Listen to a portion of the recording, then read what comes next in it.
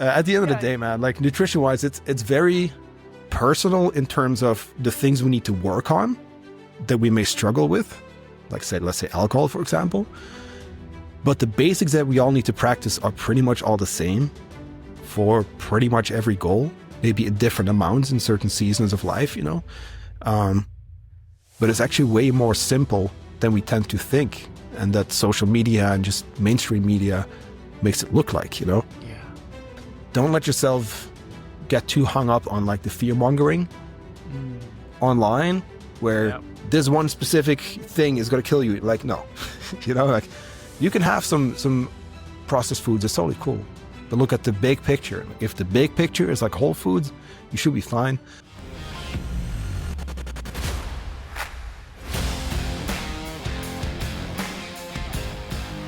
Hjertelig velkommen til Heart Mentality Podcast med Tim, Rudi og Marius.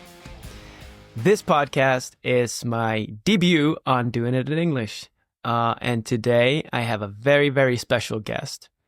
My good man, I would say my good friend, Johan Vesters. I met Johan over 4 years ago. And I was sitting on a train going from the south of Norway to back to Trondheim. And I've been working for myself for a couple of months, and I felt like something was missing.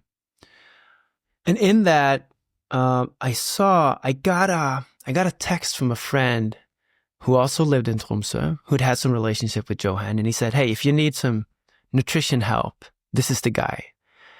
And so I reached out, and Johan was the first person that I've ever gone to for advice when it comes to nutrition. And I have to say, he is also the first person in my life that taught me how to eat food. And in that, it's an honor to welcome you to our podcast, Johan. What's up, man? Thank you. I can't believe, too, like it's been like 4 years already. I do remember that. Like there was Sigve, I think, right? Yeah, it's Sigve, yeah. Yeah. Shout out to Sigve. And so knowing your methodology, gaining your teachings, I wanted to invite you to come on this episode and talk about nutrition and the importance of nutrition, because over the last year and a half, the 4 pillars of success, in my perspective, have been training or movement, meditation, calmness, breathing, sleep, and nutrition. And I've come to realize that if we fail on any of those 4 pillars, creating growth in other parts of our lives is quite difficult. And there's also the part about mindset. We might touch on mindset too. Mindset is the 5th pillar. And I think mindset touches in on everything, because the things or the thoughts that I have about myself and the beliefs that I have about myself also influences how I look at myself when it comes to, for example, nutrition. So do you want to do like a brief introduction of yourself? Who are you? What do you do? Where you come from? Like, there's a reason we do this in English, right? Yeah, of course. I mean, by now, like I pretty much fully understand Norwegian, so like feel free to like throw some in. I'm starting to kind of like practice, like I just have to get over that little, it's mostly just nerves. Yeah, it is 100%. No, but I'm Johan Vesters. I'm originally from the Netherlands. I live in Tromsø, where I've been for more than 7 years now, which is kind of crazy to think about too. So I came from music, first of all, right? So I did more than a decade of mostly just touring, traveling, ended up traveling to Tromsø, just loved it. And long story short, this is where I started CrossFit coaching first and then became a nutrition coach. But like, as I started, let's call it like my music career, I also kind of started my personal fitness journey and fat loss journey, because I was 110 kilos, overweight, definitely not like obese, like really bad, but I was definitely kind of getting there.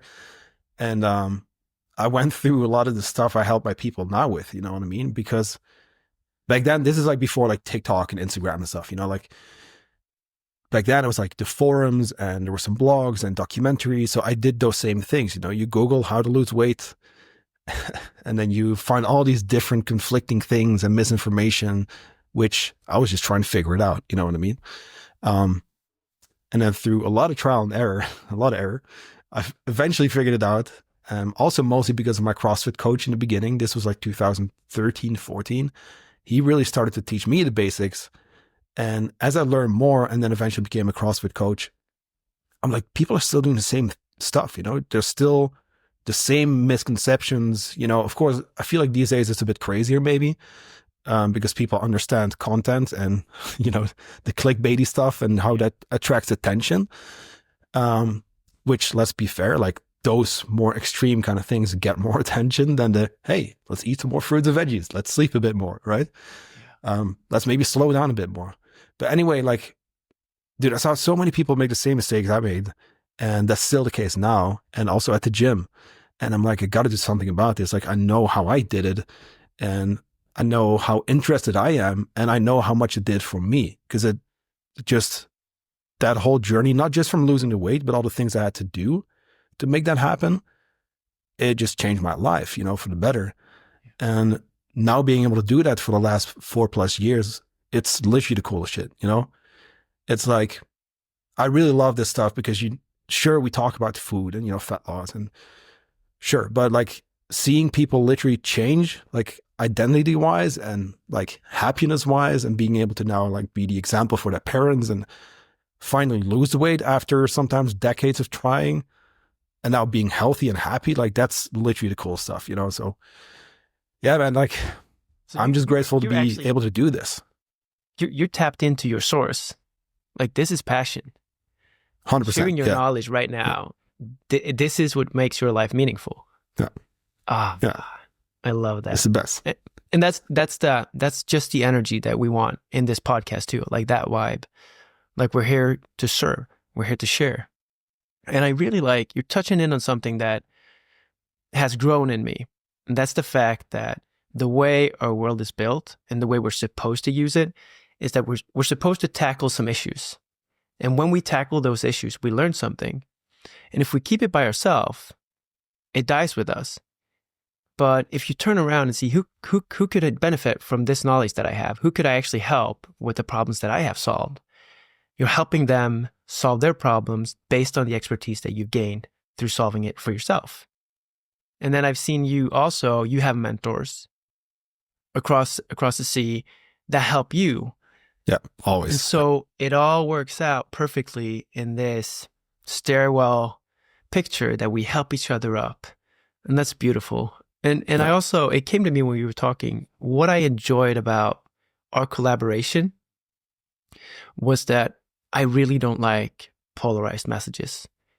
I have learned to know that my role in today's society is not to be polarized with a message to gain attention.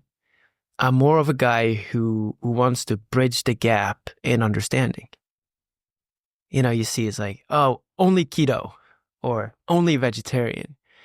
And I really enjoyed how you came to me and say, it's all about balance, Tim. It's all about finding what suits you, and it's all about getting what your body needs. Maybe you can elaborate on that. What does that mean to you and in the way you coach? I mean, that's going back to what I was saying about content, right? With the polarizing stuff, the clickbaity stuff. I understand why people do it because it gets attention. But if we think of nutrition, and that was a big eye-opening moment for me too, like after trying all these weird things, you know, I did like a green juice cleanse where like that's all you're supposed to have, you know? And then like things like keto and those kind of things. No carbs. And at the end of the day, man, like what really works is actually very basic, almost boring, you know, like it's really just like, hey, let's mostly eat whole foods.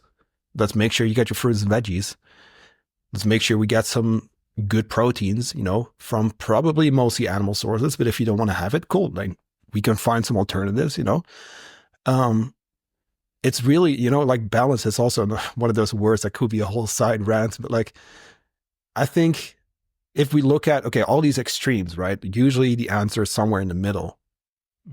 Because can we learn from things like keto, which I will say there are certain conditions where people can benefit off of it. What people maybe also don't know, it was literally designed for people with epileptic seizures, to where that was one of the, you know, potential solutions. But okay, what can we learn from that? Okay, healthy fats, long story short. Cool, let's make sure we get those, right? When it comes to carbs, right? Okay, well, sure, do we need all these processed carbs all the time in big amounts? Probably not, Can you have some? Yeah, absolutely. Can you have some sugar? Can you have some ultra processed foods, right? Yeah. Artificial sweeteners? Yeah, but like, let's look at what you're getting as a whole.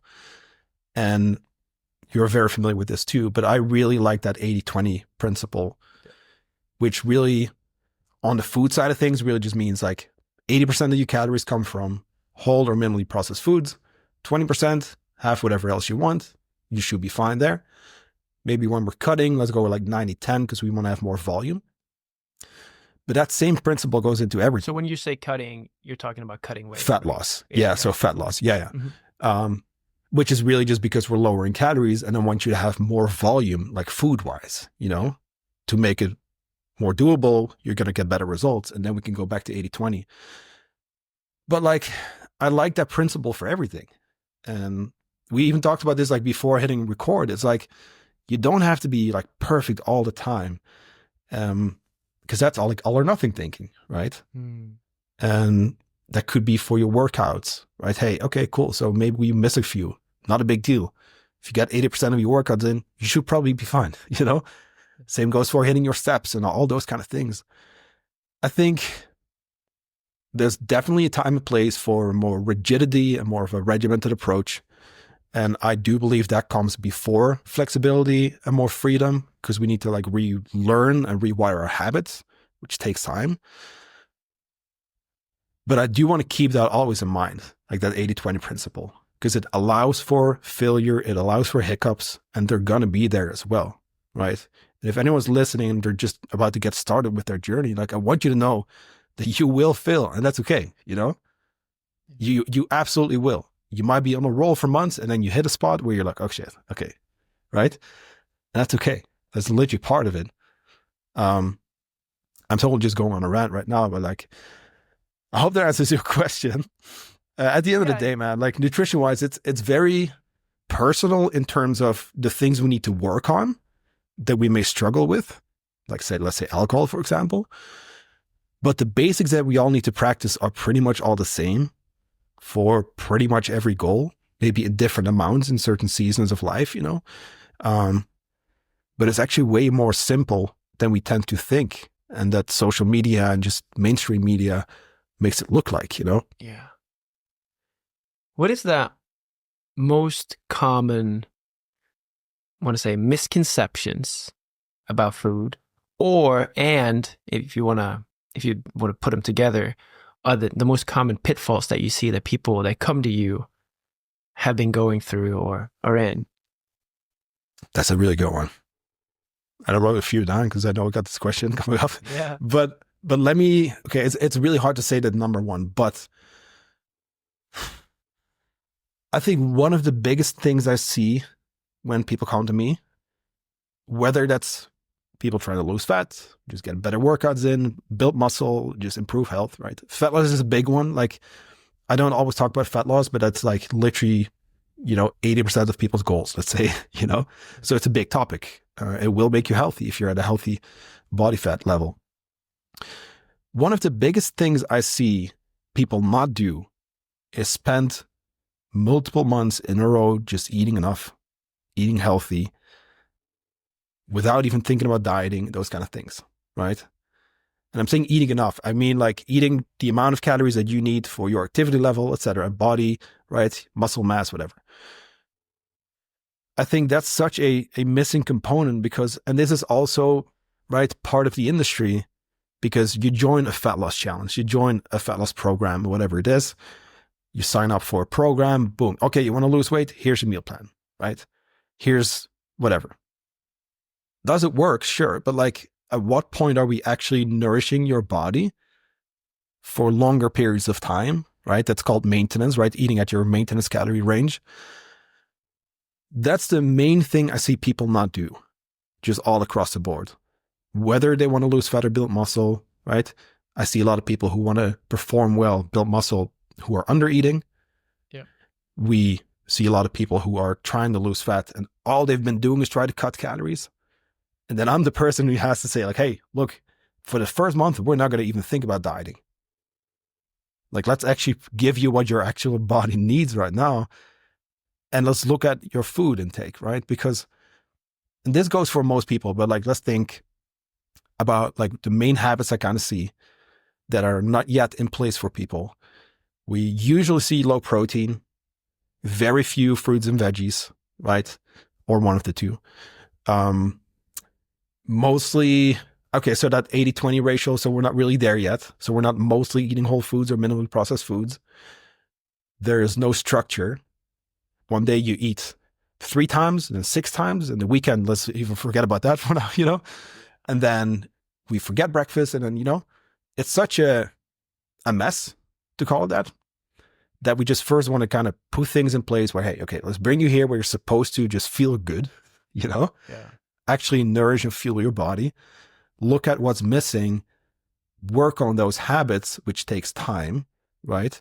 And then start with fat loss so that we can actually make sure you stick with it, which is also hard for people, especially if they've been trying to lose weight and they want to lose 10, 20 plus kilos.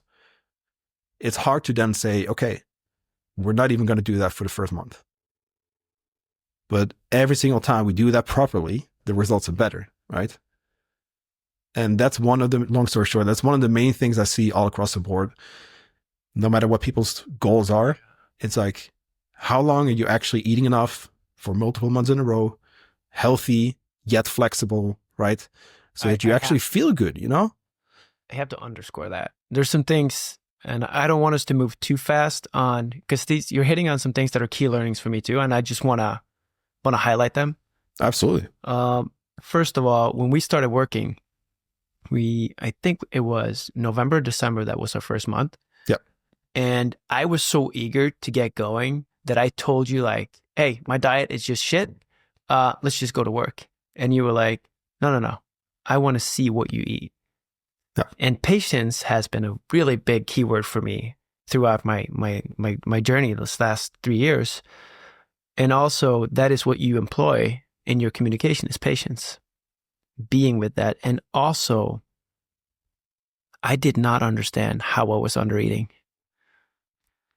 And how when I referred people to you and what I do, which I do all the time, that's the first thing. What is he going to give me? They ask me. I say, he's going to show you how you undereat proteins, how you overeat fats, and how you have like a medium carbohydrate level, and that you don't eat enough fruits and vegetables. And they're like, okay. And that you not eat enough food, like calories wise in total. And then they come back from the check-in with you, and after a month, I ask him, it's like, you were so right. And it's so fascinating how, like, and I credit you. Yeah, like you are my teacher of how to eat nutritious food. How when I started, I think I was having like 2,000 calories a day, and I was wondering why I was crashing. And when we ended, and I was at maintenance. Now I have a very high tolerance. What's the English word for it when you burn your? In Norwegian is you mean forbrenning. Yeah, metabolism. Metabolism. Thank you. Yeah. So I ended up at 3,500. There you go. At maintenance, and I couldn't gain a kilo.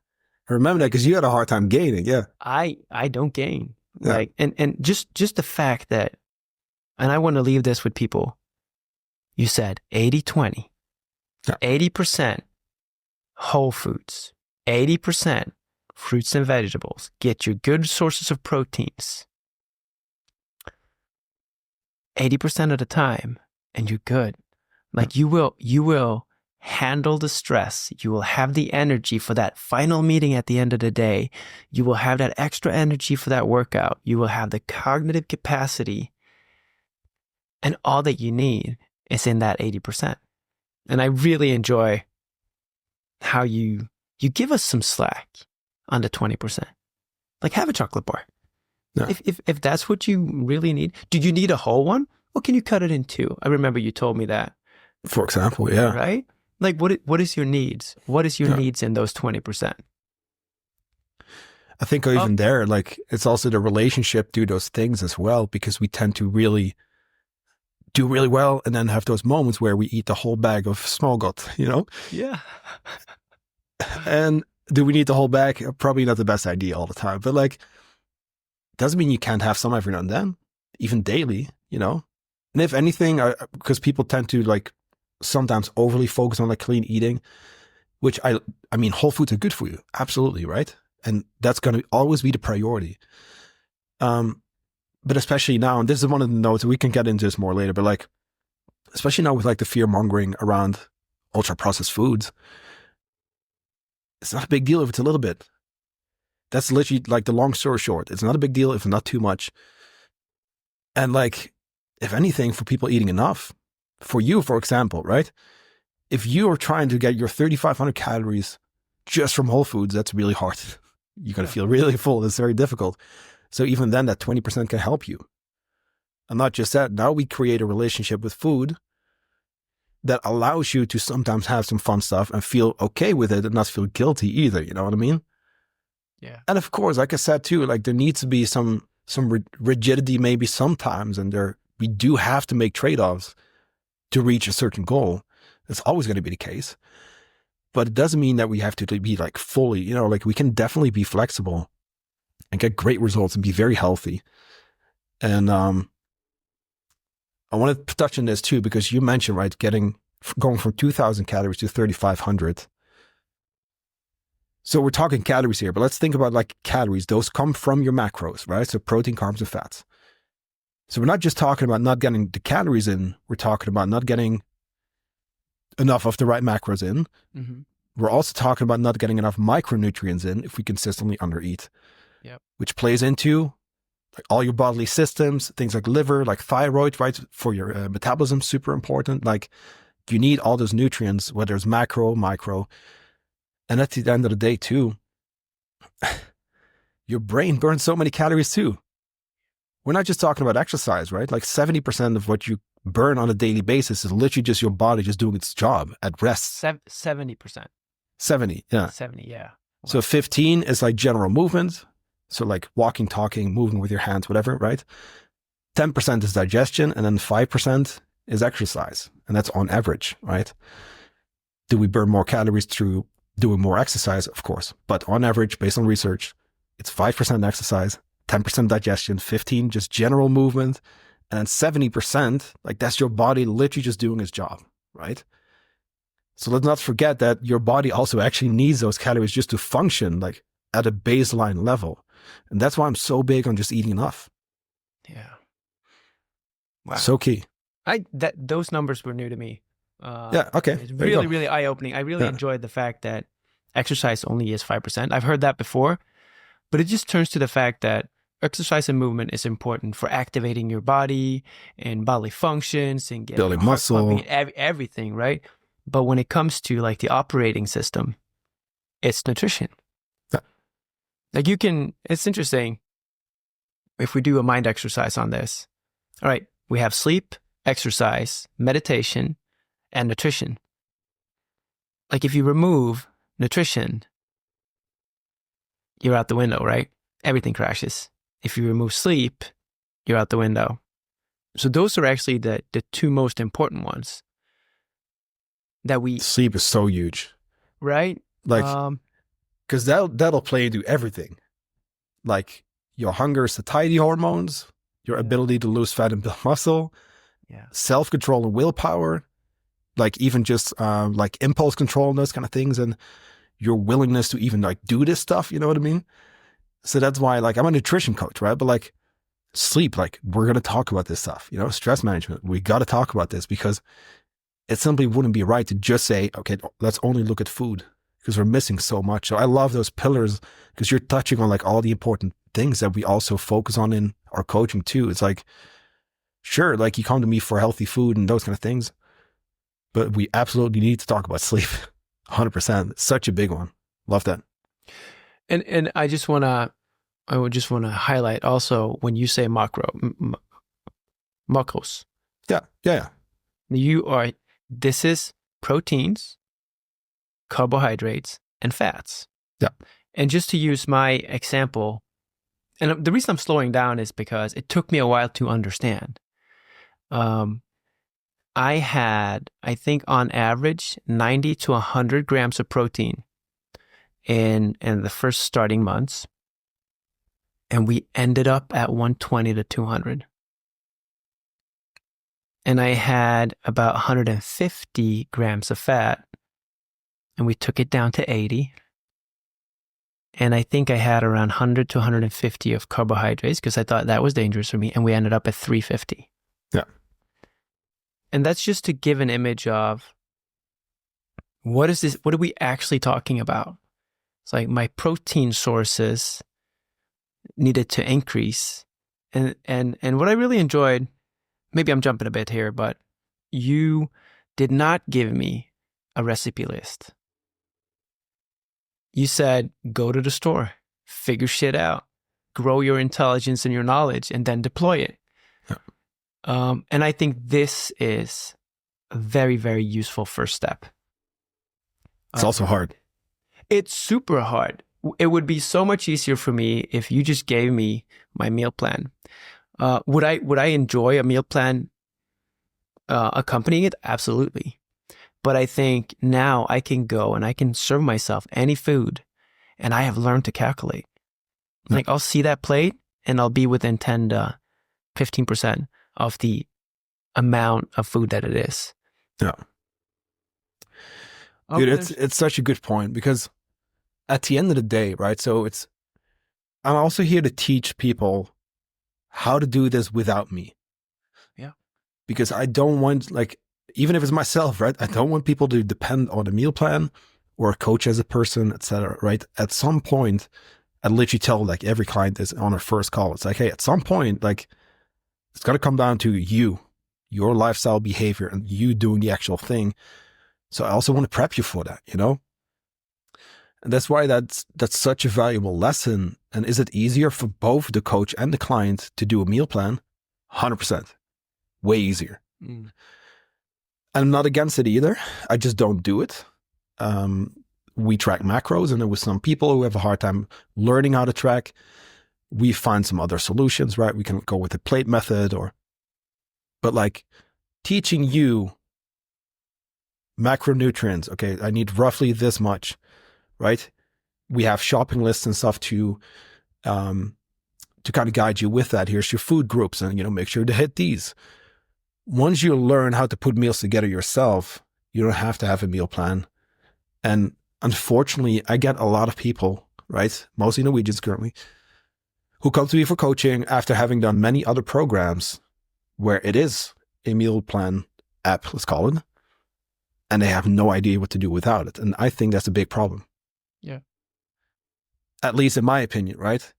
And that's why I don't do the meal plan. Multiple things that I think in this that is hard, but that's also where mindset comes in. That just shows us how mindset and habits are a key component to making these changes. Like, I want to touch in on some barriers that I met. Sure. Like time.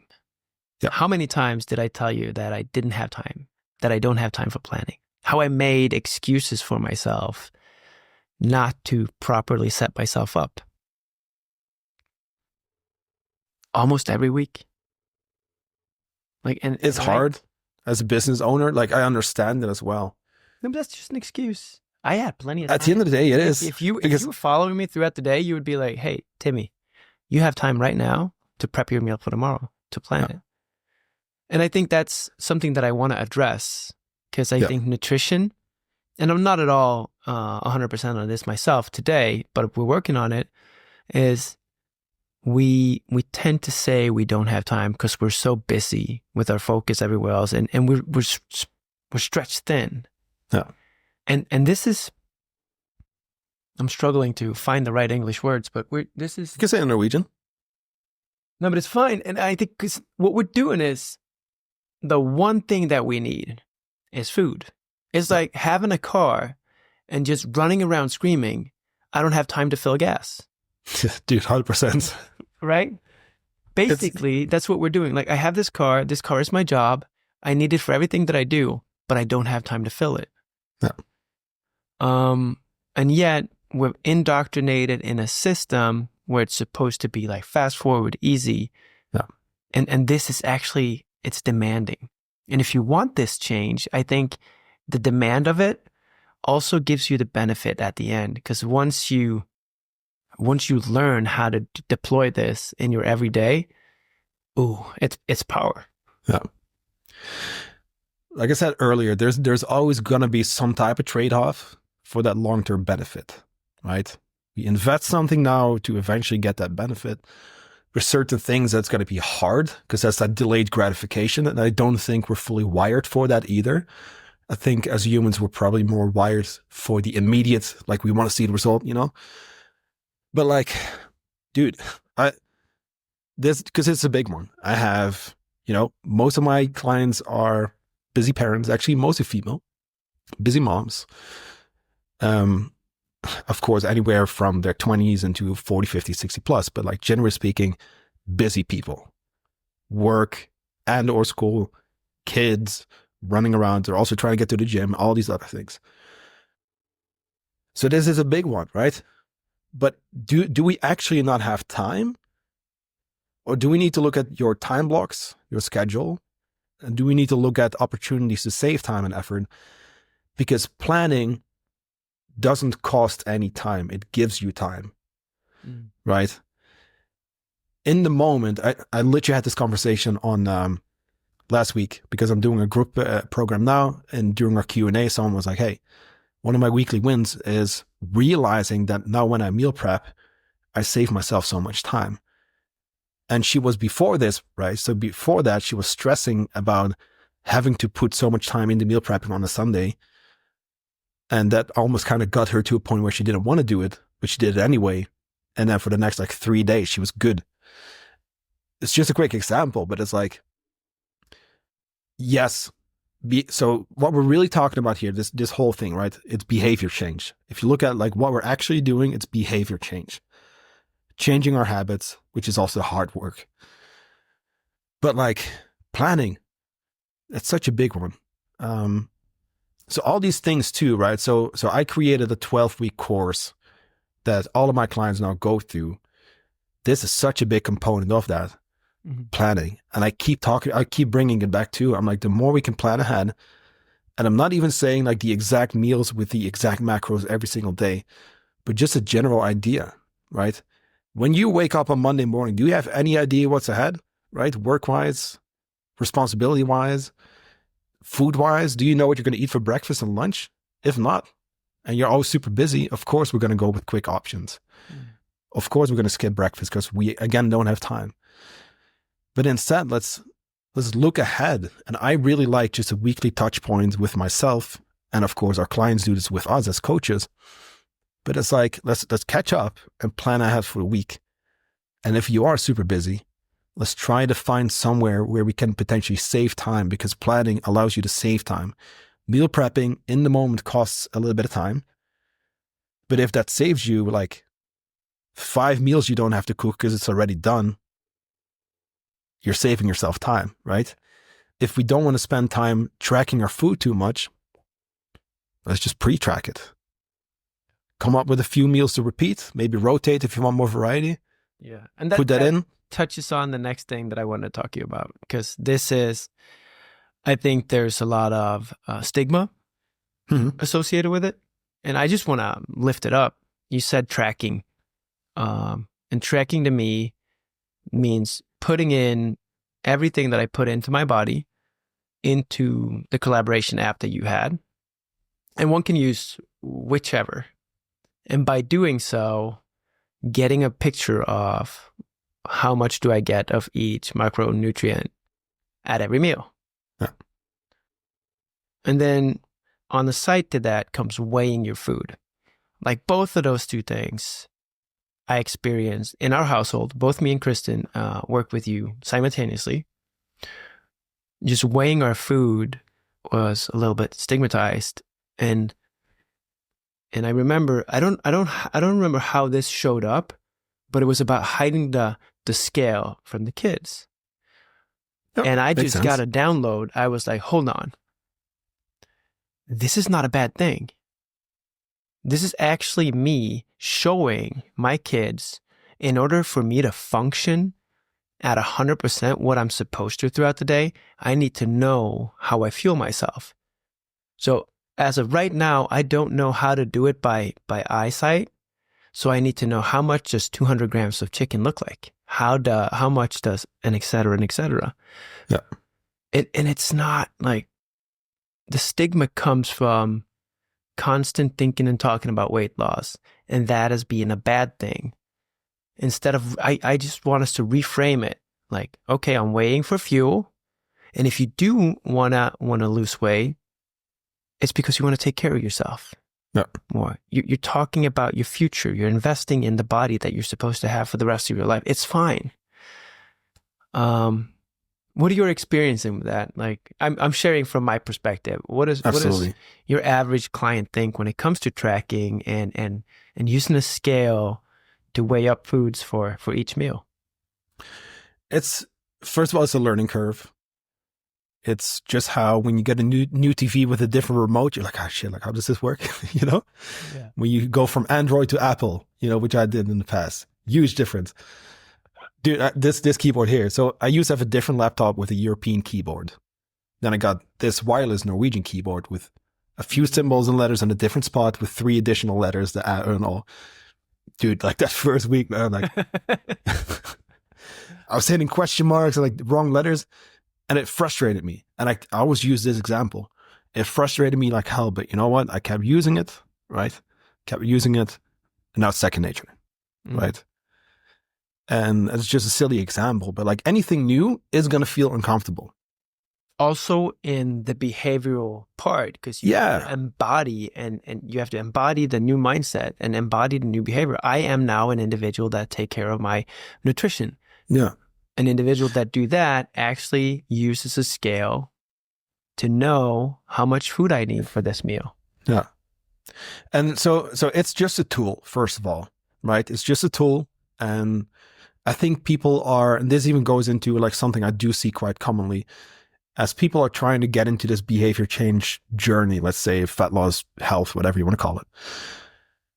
First of all, we tend to automatically think of the sacrifices that we have to make and the things we cannot do and all the hard work and, you know, instead of the benefits. And I think that's maybe a good starting point, because let's actually, okay, cool. So maybe we struggle with weighing our food and tracking. We've never done it before. It's a new thing and we kind of feel a little uncomfortable. And especially because my colleague said, I tried tracking and it didn't work for me, right? Tracking, first of all, is not going on a diet, right? It's not cutting calories, first of all. That's a big misconception too. It's just a tool. I do not think everyone has to track. I don't think everyone has to do it all the time, even when they do decide to track. But objectively speaking, it's the best way to just have an overview of what's coming in, right? We can do it by writing it down, absolutely, right? That works too. But if we just have the actual, right, data, we can look, okay, so Tim, you're eating 2,000 calories. Like you said, we brought you up to 35, but it's like, now we see that difference. We look at your protein. Okay, cool. So we can bring that up. Carbohydrate, little low. Do you do CrossFit? You need your carbs. Okay, let's bring that up. Fats, quite high. Not a big deal. Let's bring it down at least a little bit to make more room for carbs, right? Not just that, it shows me, and we use Chronometer for this, and I liked it because we also get the micronutrient data as well. It allows me to go in and see what our clients are logging. Oh, that's so right. I think you could see the back end data. Yeah. That's so, right. Yeah. So I can see what you're actually eating, right? And now I see, okay, Tim, so this is how many fruits and veggies you're eating. These are maybe some changes we can make. Going back to structure, we talked about this at the beginning. Now I can tell how often are we eating? Is it different from day to day? Okay, now we have some data. Now we can start working with this, right? Let's use this tool to even just establish where your actual maintenance range is. And of course, we keep track of, you know, weight and those kind of things to kind of see how your body's responding. If you want to lose fat, let's use it. Because again, it's literally the difference between driving from Tromsø to like fucking like Egypt with the GPS or blindfolded. You know what I mean? like with a GPS, you know exactly where you're at. Blindfolded, I mean, I wouldn't recommend it, but you're going to have a hard time. Could you potentially end up in Egypt? Sure. But okay, back to tracking. You can definitely do it without. That's not what I'm saying. But if we want to go into a fat loss phase, because we carry around measuring devices. Yeah. Like, I don't know, 2 million Norwegians have a Garmin watch. Like, we like to monitor our vitals. So this is just another way of doing it, and just to get a base standpoint. Dude, if someone is struggling with their finances, for example, or just saving up to buy a house, like, you're going to look at your bank app, what's coming in, what's going out, where can I make some changes? This is the exact same stuff. But because it's like food, it's a little bit more difficult. And I do get that, of course. But to wrap that one up real quick, sorry to interrupt you, because I did want to mention this. It's like, in my opinion, when we go into fat loss or muscle gain, etc., reverse diets, you want to just be like on point. So you can get that maximum result, you get good results, we control things, and we don't have to extend that period either. So once you get there, we go back to maintenance, eating enough. I always walk people out of tracking. I had a coaching call today. I was like, cool. Hey, we're at maintenance now. You want to build some muscle? Cool, right? We're in a great spot calorie-wise. How do you feel about not tracking? And she told me, like, I'm not sure because I'm not so used to it. I'm like, okay, like, I'm going to push you now to not track. And that's the other side of it. And I have to make a point of mentioning this because it's a tool we can use to relearn portion control, actually get familiar with that. And then once we've learned from it, you got the results. If you would just want to maintain, you don't have to track, Yeah. But to get to that point, we need some data. We need to be able to kind of measure and, to actually get you there. And then we can do better without tracking afterwards. And that's that short-term sacrifice to where, yeah, sure, it takes some getting used to. And I mean, time-wise, it doesn't take that much to weigh our food. You know what I mean? It's just we're not used to it. But if we can do this now for a season of life, let's call it 6 months, let's call it 12 months. And then for the rest of your life, you're going to know how to eat. Fair deal, I think, right? Yeah. And I'm reflecting on my own journey as we talk. And what pops into my head is patience, grace, and time. Yeah. Like, I've been on this journey with you for 4 years. Yeah. Since we started. And it took me a while to get into some of I was fighting some things. You're a strict coach, demanding, have good systems that you want me to follow. And it was building up my own relationship to understanding, like, what are the boundaries that we got to work with. Yeah. 4 years later, if we were getting back into tracking, I would probably be back to undereating a bit, but not as much as before. But now I feel a different ownership and control of the entire field of nutrition.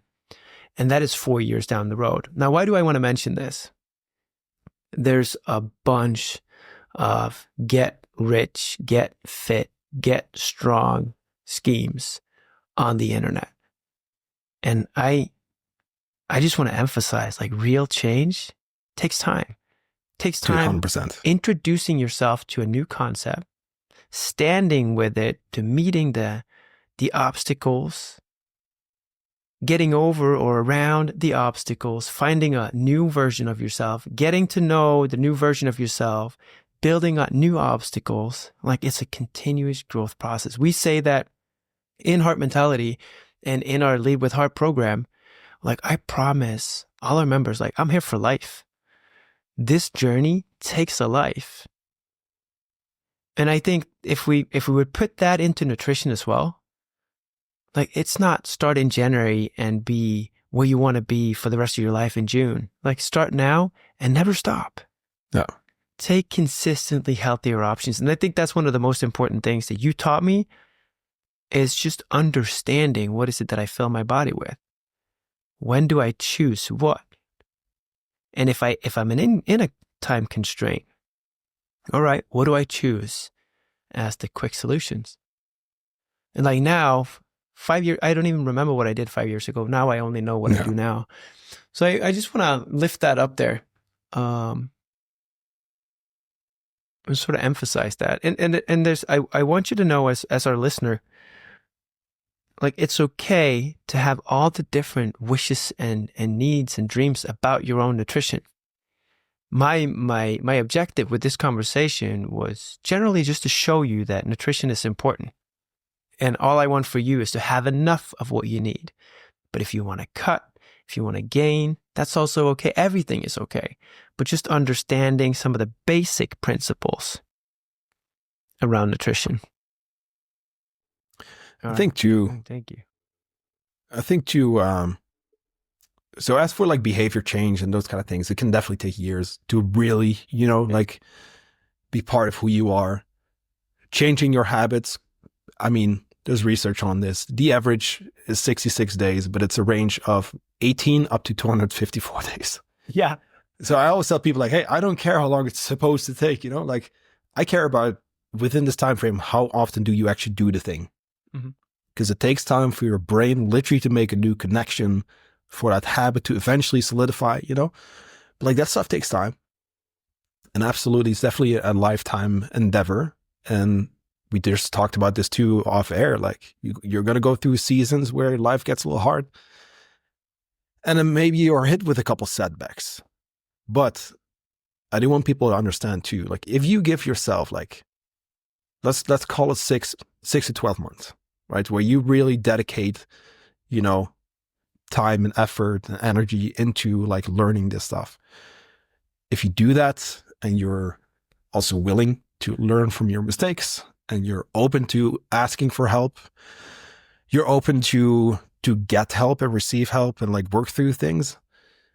If you invest that time, like I think that's pretty much all you would need, realistically speaking, to at least get the foundation like right. Yeah. You know what I mean? You're going to continue to build on that. And absolutely, it's a lifetime endeavor. But like my goal is to like, hey, and that's why we don't do less than 6 months with our clients. It's like let's make sure we cover all of this stuff. Most people stay longer. On average, it's like 12 and a half months now. But like, let's make sure that we have a dedicated half or 1 year when you just go hard, you could go all in on yourself and you figure this stuff out. And then from there, you can build on your results. You can build on, the habits you've created. Yeah. And yeah, then too, I mean, life is full of surprises. So, like stuff's going to change at some point. You're going to have new goals. And that's also the exciting part, Would you recommend that when people come to you and have a very specific nutrition goal, would you recommend them to double down on that for a certain amount of time and sort of like, don't have a dream about finishing a full marathon this year and don't have a dream about writing that book, and like clear away some of that multiple arenas of goal achievement and knowledge achievement? That's a really good one. So I'm not going to tell people to put those goals aside, but we're going to take nutrition and lifestyle to support that and make sense of it. Okay. And I have many clients who are doing like their PhD, they're writing their masters, like, like crazy, like busy entrepreneurs, right? Like working crazy hours. Okay, cool. So when your brain is up here, like working hard, and you're writing a book like you did, right? We probably shouldn't be dieting through that period. Like that should probably be a maintenance period where we fuel and we eat healthy to support that stuff. If you want to run the marathon, let's go, right? I'm down for I'm all for setting like physical challenges as well. Definitely, let's go for that. And let's make sure that your nutrition aligns with that season to where, okay, you're going to train hard. We're going to eat for that. We're going to bring that food up. But then we also need to say, okay, cool, I want to run this marathon. We're definitely not going to talk about fat loss for a while, That can be motivated. Yeah, but like, yeah, I think I love this question because I think a lot of people think it needs to be this or that. Yes, that's why I'm asking. It needs to be, am I ready to do this now? Like, can I do this nutrition thing? Is this going to take over all of my life? Like, no, it's not, because the whole point here is to figure out, to learn, of course, right? To reach, rewire your habits, change your habits, but to do it so that it works for your lifestyle where you're currently at. And even that is going to change also with the seasons. And that goes back to nutrition, like periodization, right? Like making sure that we plan for your year. When are we going to do fat loss? When are we going to do maintenance? Do you want to go into a calorie surplus, whether it's for muscle gain or maybe really cranking those calories like for a competition or a marathon, I think that's a big one too, because we're going to have different goals and we can achieve all of those goals, but maybe not all at the same time. So I really like that answer, but if I had to nuance that question, should I have multiple habit changing endeavors at the same time when I start up learning about nutrition? Habit changing endeavors in what sense? It's any. Let me see if I can pack it in and not close the question that much. Because I know I work with clients and people in our program that have different dreams that they want to achieve, goals they want to, and daily practices. And some of them are purely habit formation that takes up a lot of mental and emotional capacity to get those new skills in.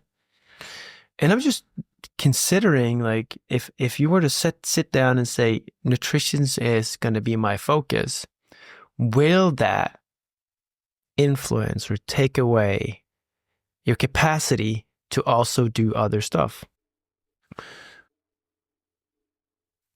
I think nutrition will allow you to do that better. Exactly, right. And I think that's the reason I'm asking that question, because I want to clarify it. Because I can hear when we're talking that we make it like it's a big effort. And I don't want people to listen to think like, oh my God, that is the only thing that I can do then. No, yeah. This is something that you do consistently every day, a couple of times a day, over time, to create that knowledge, competence, and habit formation. Like I did, one of the things that I did was control your breakfast. So if you ask me now, like, what do you eat for breakfast? I can either say I don't eat breakfast now because intermittent fasting gives me the energy that I need, but I know what I'm having for lunch. Every day, my fridge is stocked up with everything that I need for lunch. Am I perfect when it comes to dinner? No, because we're 2+2 family and like we're bananas all over the place. But I have control of my first meal of the day. And I think there's something in that. All right, control the controllables. Yeah. Right? And I love that you said that too, because absolutely, I'm talking, like putting in the effort and, it is a big endeavor, but big endeavors and just winning big in general, it's not done through this big, like thing that you're doing. Like, like it's all these small little steps, you know what I mean? Which is why going back to the habit thing and nutrition, like there's a lot of, like in many cases, there's a lot of changes we got to make, but it's still very step by step. It's right. Depending on the person, sometimes we got to go slower and that's okay. Some people, they're like, they pick it up, and they're good to go. They adapt super quick. Tracking takes them a few days and they're just on point, Other times it takes a few months and it's also okay, right? And then we eventually learn some new tricks and we make it easier.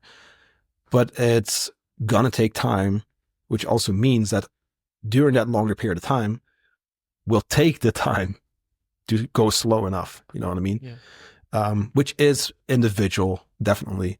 Because some people, we can throw a whole bunch of things at them at the same time. And for other people too. Like I have multiple clients now, we're just focusing on 2 servings of fruit per day, 3 servings of veggies per day. Right now, in your food log, I can tell, right? Those are consistently not there. For the next multiple weeks, let's just focus on that. Yes. And then your measure of success is that. Are we still tracking? Yeah. We're trying to dial it in. are we going to base your success off of, hey, is everything tracked? No, because we're focusing on the fruits and veggies. We know that's something we can do. That's doable for the person right now. Yeah. Especially people who are traveling a lot, So it's a lot of very basic things also along the way, I remember you did that with me when I had extensive amounts of traveling. You said, all right, protein sources. That's all we need to focus on. Like every day, just eat the proteins that you need. And it got me focused on, like, if I was walking past the store, I would go in, buy a pack of ham, some cheese, maybe some sausage, something that I knew was protein dense, and I would snack that. I was like, okay, I'm good. And just keeping the ball in front of me, making sure that I got what I needed.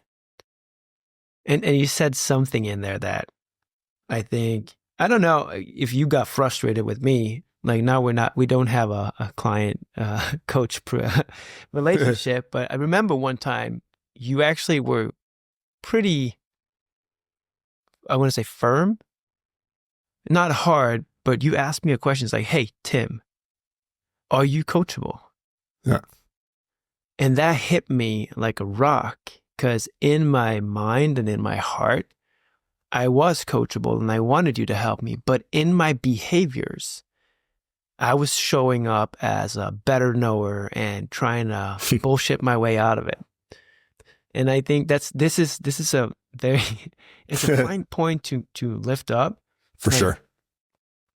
Am I coachable? And when it comes to, am I coachable? Like, do I have somebody who's my coach, but am I coachable just to understanding the advices that I get? Or do I tend to lean back on my own solutions and advice? I don't know. So I got to give context here, because I actually hate that question. I don't like that question for most people. I won't say that, or I won't use the question with my normal clients who are not coaches themselves, first of all.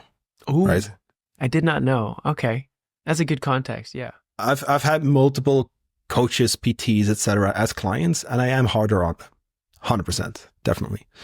And this is also where that's, I guess, the art of coaching, right? It's understanding the person. And sometimes, like, I don't always love it, but sometimes you got to be a little harder on some people, and I'm going to say this too. I'm also human, right? I've in the past also done that during times where maybe it was a little, not the right moment. But I've also had times where I did it, and then just question aside, but like, I did it and I was harder, more firm with people, and they were happy about it too. Yeah. And they said, you know what? Like, thank you. I kind of needed that. Right. Because at the end of the day, like, let's say because we always, and dude, coaches, I mean, myself included, coaches are not always great at fully following advice, etc. And we let ourselves get away with a whole lot more than we would let our clients get away with, just because of this. And it's not on purpose, right? But just because of the knowledge maybe that we have, or etc., right? Or maybe even the fact that we're in that coaching position. But I think it comes down to 4 years ago, I had a lot bigger ego, and I had a big inner protector in me. Yeah. That felt, when you pushed me, I was not as flexible and open and humble. Yeah. And I wanted to push back. And I think the reason I'm asking you this is not because I wanted to emphasize the fact that you can be firm or hard, but just the fact that people, if you go on this endeavor of challenging yourself with changing your nutrition, if you work with Johan or other coaches, just knowing that, like, you need to be coachable. Yeah. And that's an interesting thing in itself, because this is gonna challenge you on ways that, at least from my experience, that I didn't know. And I think it's fun. Like, me and Marius, we talk about curiosity. It's a journey. And being coachable is absolutely one of the things that I learned throughout our collaboration. Yeah. It's about being open for change. To follow up on what I was saying, because I remember now what I was going to say.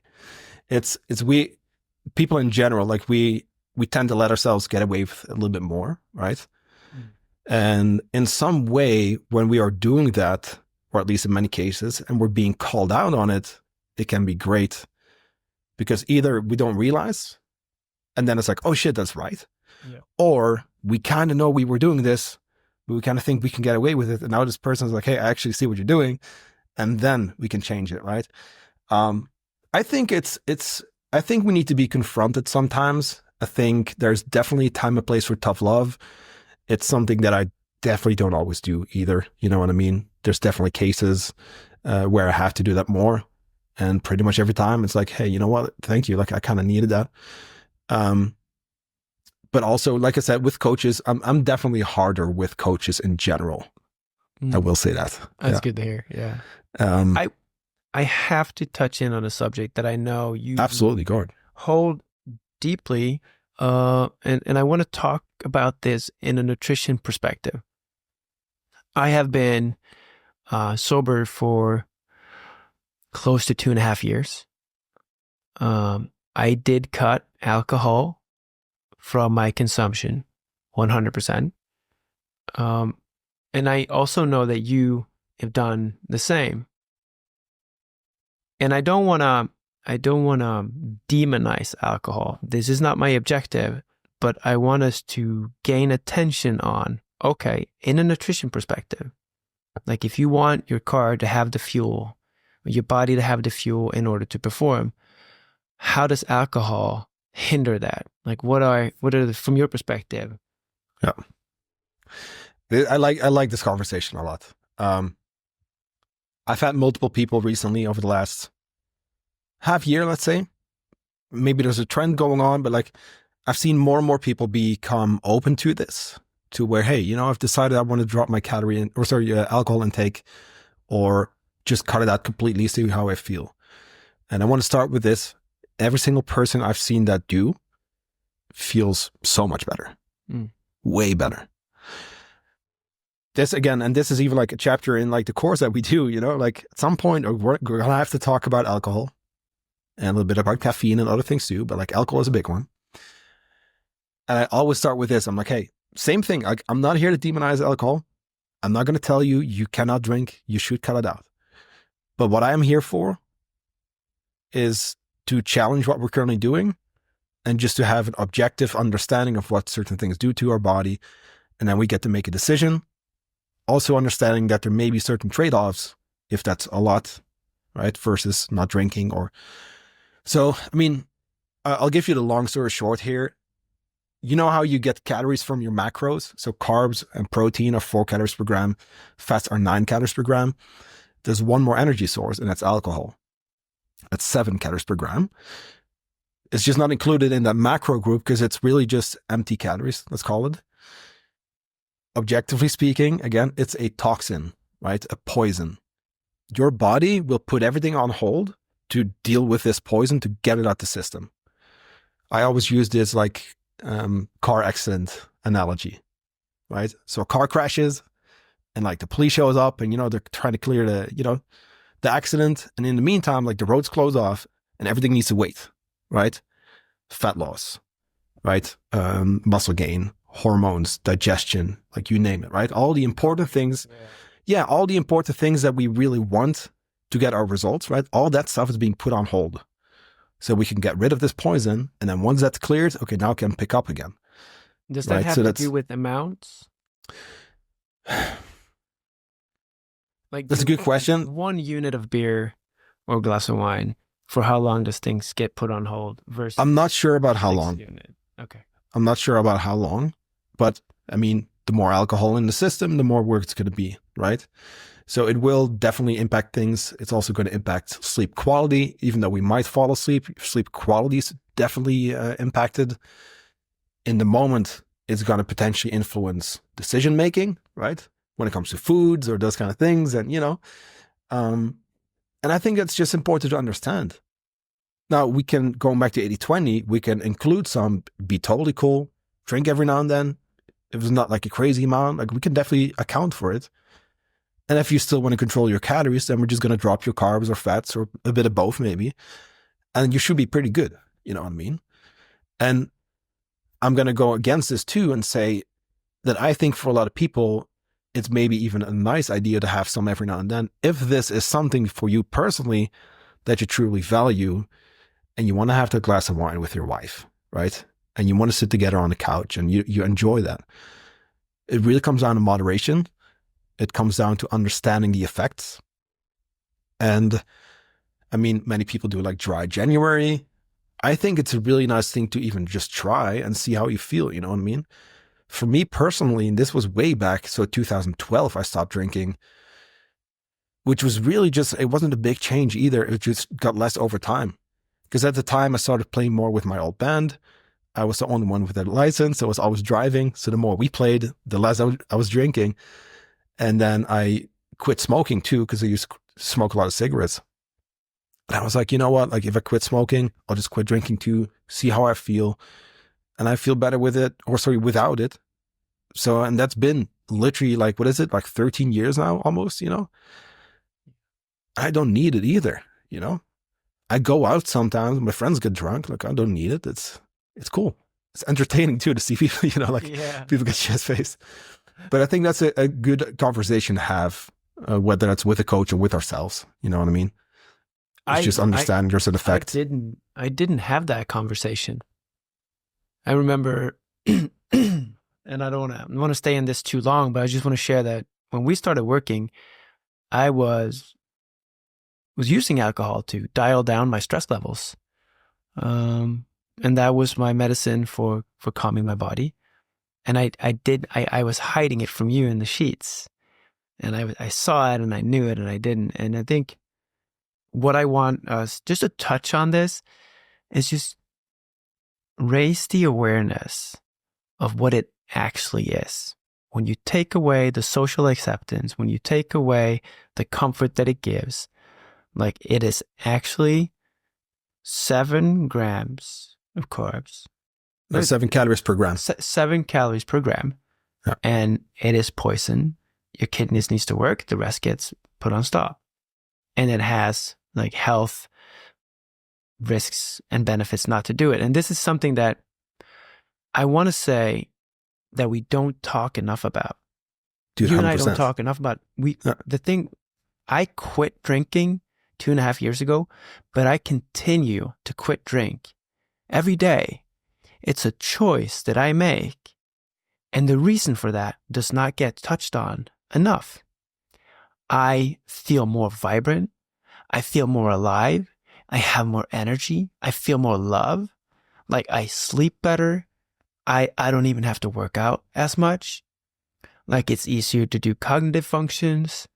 Like I am just overall 100% so much better with myself not having alcohol as a part of my life. Yeah. And we do not talk enough about this. People, when they hear my story, will be, oh, but you had an alcohol problem. Yeah, I had a calming down problem, but, and I used alcohol to do it. So we had a relationship that wasn't healthy. But I need you to understand, in a nutrition perspective, I choose not to have a glass of wine every time the opportunity appears. I'll rather have alcohol free and drink water. And I'm not demonizing this, but like you said, I think people are more encouraged and curious. What would life be like? And I have to say this, passing the 30-day mark, boom, something happened. The 90-day mark was insane. Like I tapped into something that like I've never gone back. I was able to stay up longer, be sharper. I could sit at 9 o'clock and focus like I did at 9 in the morning. And I just want people to have that. Because in that you have a robustness and the resilience. And when life hands you lemons, you're able to handle it. Like that's what I want for you. Yeah. That's my point. Dude, I love this too, because first of all, we just need to be able to have a conversation about these things, you know, whether that's like together or with ourselves, but just talk about these kind of things and actually addressing it without judging, right? And that could be alcohol. It could be overeating, undereating, could be anything really, right? Like punishing ourselves at the gym to burn more calories because we had one cookie, you know what I mean? No, but like just addressing things, even going back to tracking.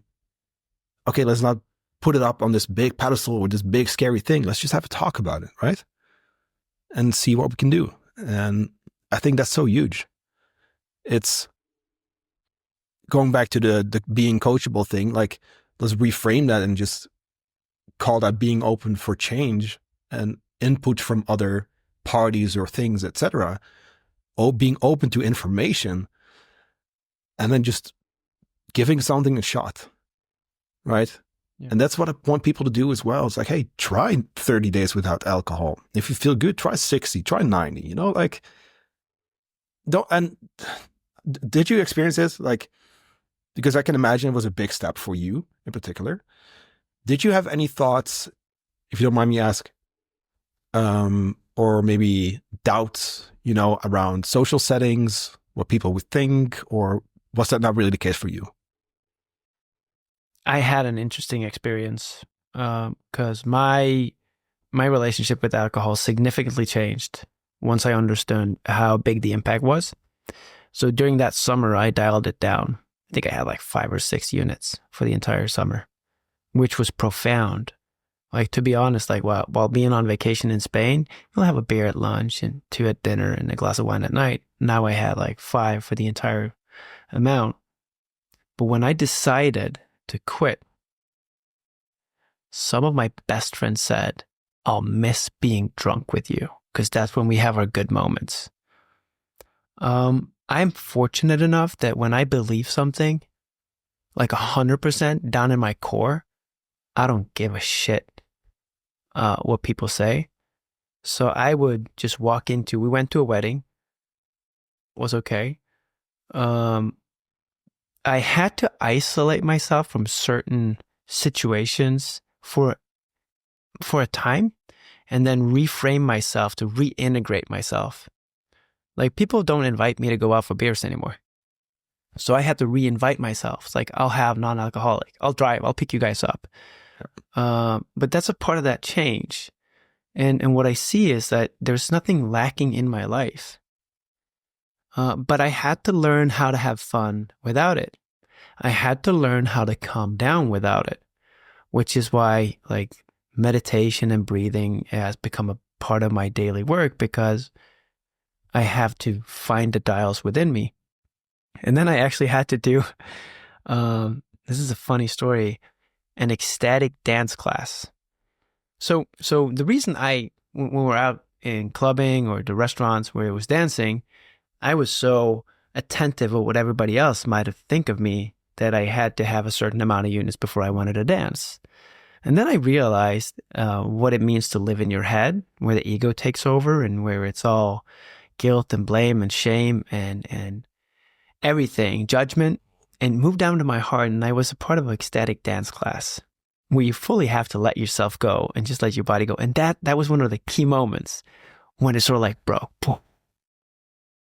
it's okay to be me. Yeah. Like my self-worth increased in that moment. And from that, I'll go clubbing. I'll dance. Fine. Like, I don't have to. I don't have to drink to dance. And I just think that's amazing. I think like self-identity is a big one here, because we often talk about the identity we want to create or achieve, like the 2.0 version of your current you.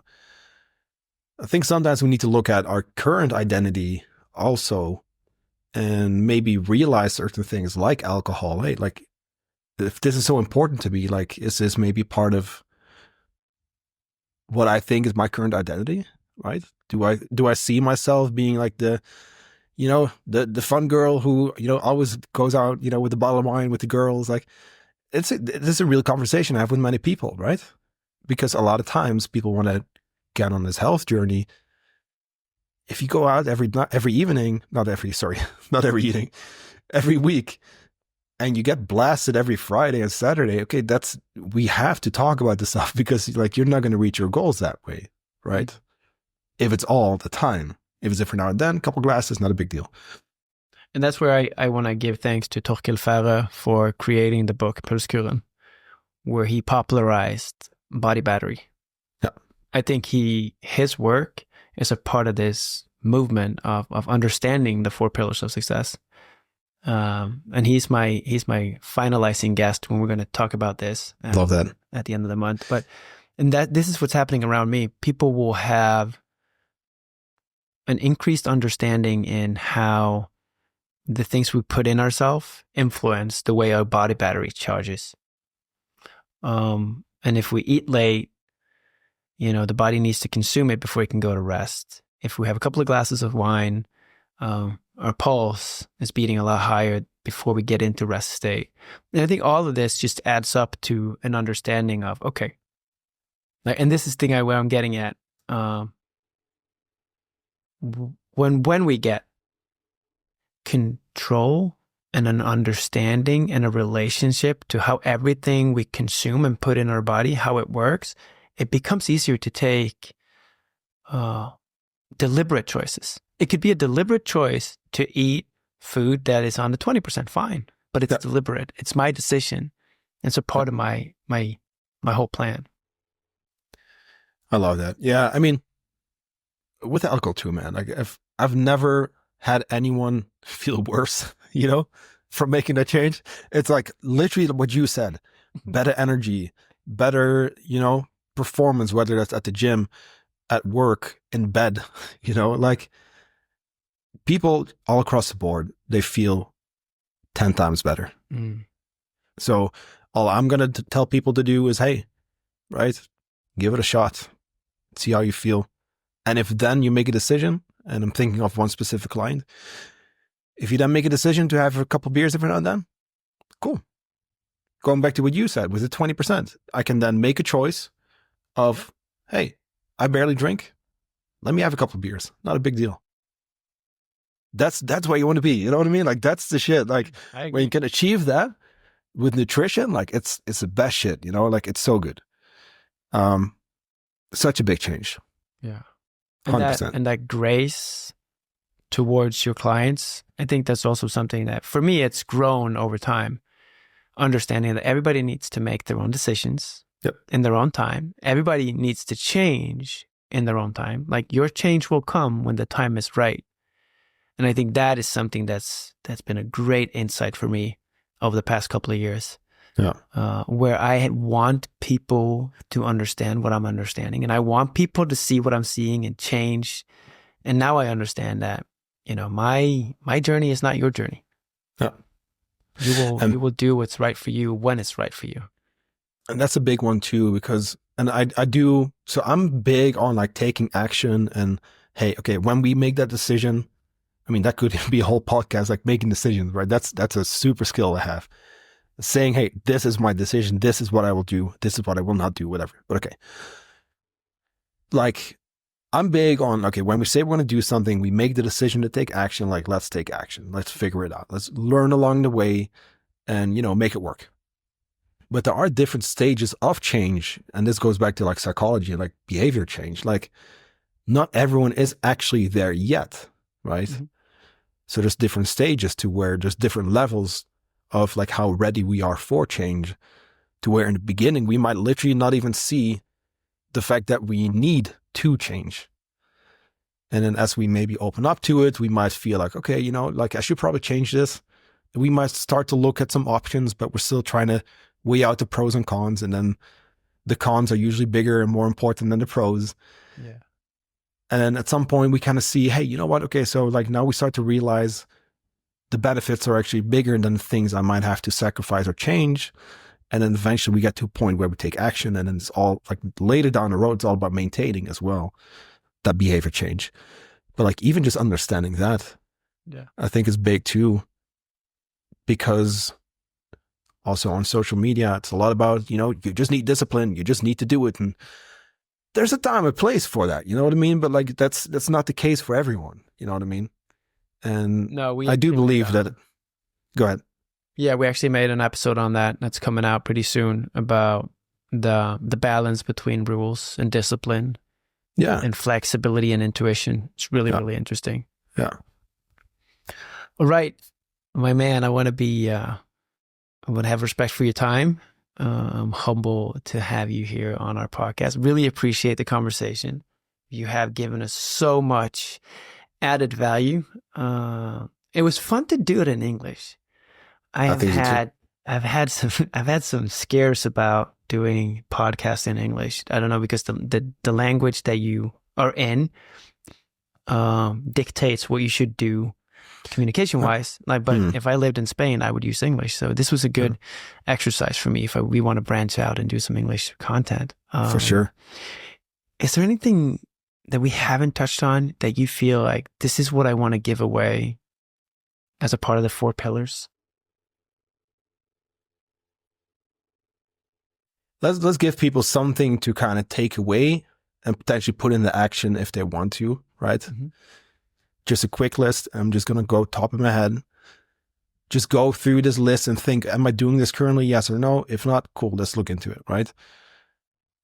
Some of the most impactful things you can do nutrition-wise, whether you track or not. First of all, protein with every meal. If you track, you can figure out how much. Let's say 30 plus grams per meal. Or if you don't want to track, you just look at your plate. Is at least a quarter of my plate protein? Could be meat, fish, some dairy products, eggs, whatever, right? Big one. I know, just generally speaking, many people definitely aren't eating enough protein, or at least are not eating an optimal amount of protein. Fruits, veggies, fruits twice a day, right? Fist-sized portion. Veggies 3 times a day. Also, again, fist-sized portions. Keep it simple, rotate, different colors, eat the rainbow.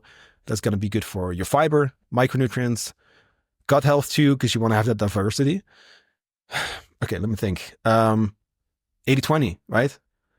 Let's make sure that 80% of your calories comes from whole or minimally processed foods. Allow yourself to 20%. And potentially, if you want to lose fat, get a little bigger on the whole foods. That's a big one.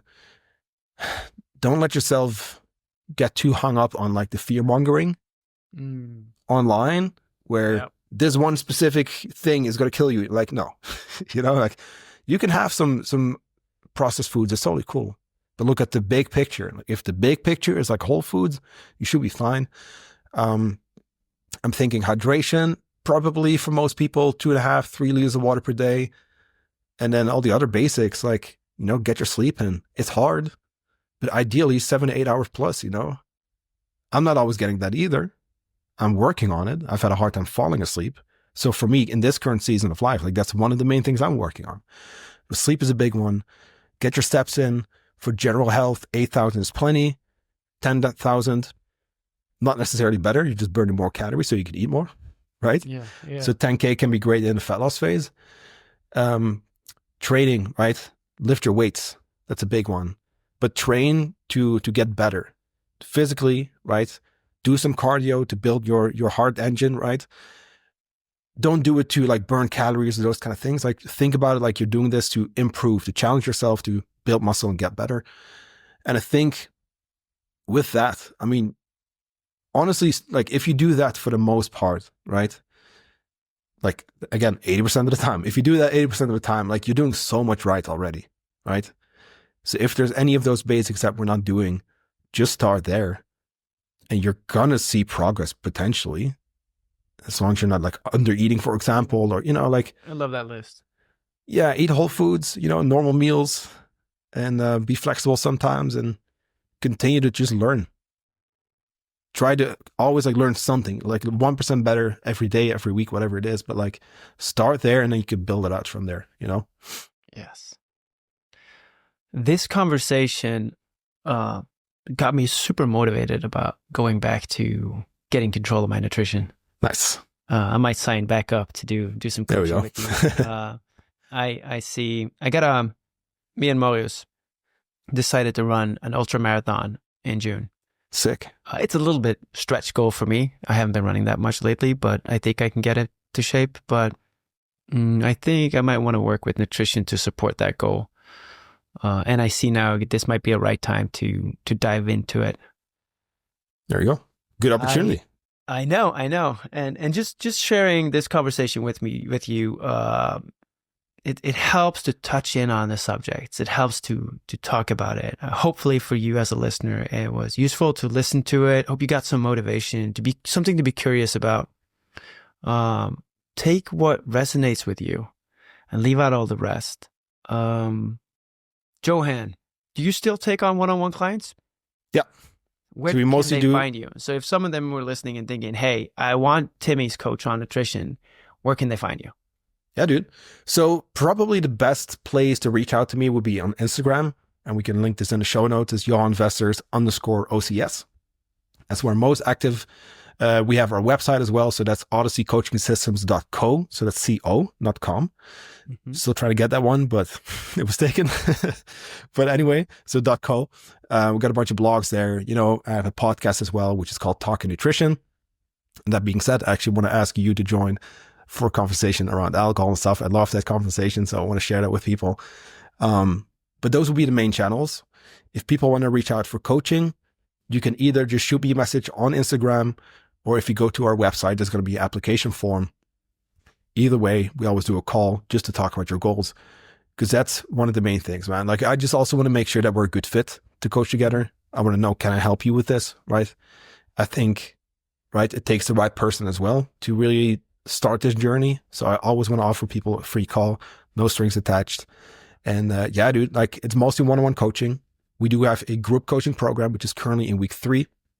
It's a 12-week cohort where people go through my course, which also our one-on-one clients get access to, which is just 12 weeks of education on nutrition, activity, behavior change, mindset, like all the things you need to have in place to be successful for life, really. So yeah, dude, we can link that in the show notes. Instagram's probably the best place. Just shoot me a quick message, right? Say that you listen to the podcast that Tim sent you, and then we'll have a chat. Yeah. Wow. Thank you for dedicating your life of service to healing people through nutrition. I think that is amazing. I really appreciate your knowledge, and thank you so much for your time. Dude, thank you. I'll talk to you soon. Thank you for listening. We'll see you in Norwegian next week. Bye.